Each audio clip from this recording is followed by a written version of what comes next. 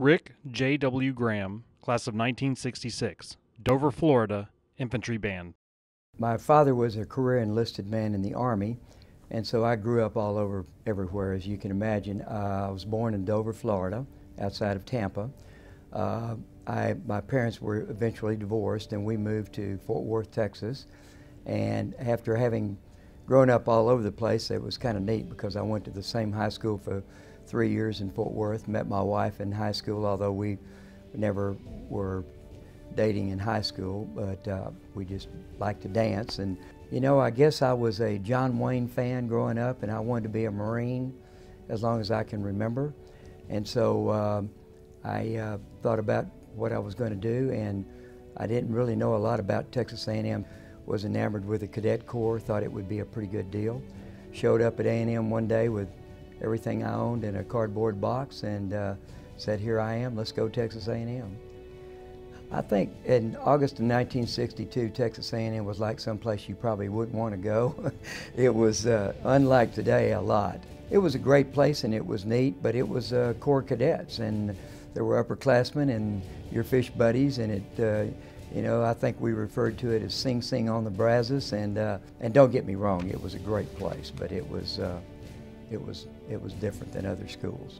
First day there, I wanted to get over and sign a Marine contract. I went straight to the Marine captain and signed a contract to go into the Marine Corps. And at the time he asked me, he said, which outfit are you going to be in? I said to him, well, sir, what do you recommend?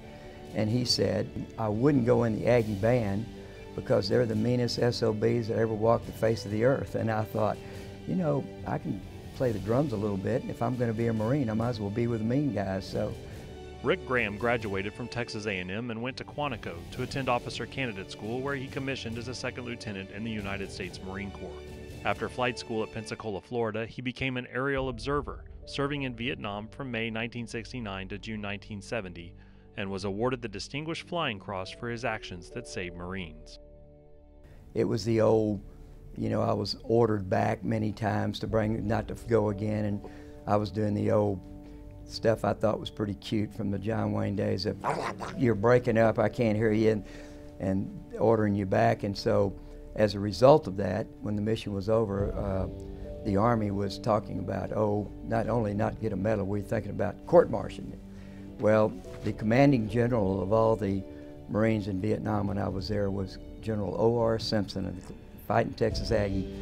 And General Simpson came out to see me after that mission and flew out to it. And when the word came out about some possible downside to me not obeying, I had promised the Marines I wouldn't leave them. And anyway, so General Simpson said, Lieutenant, why don't you let me take care of that side of it for you?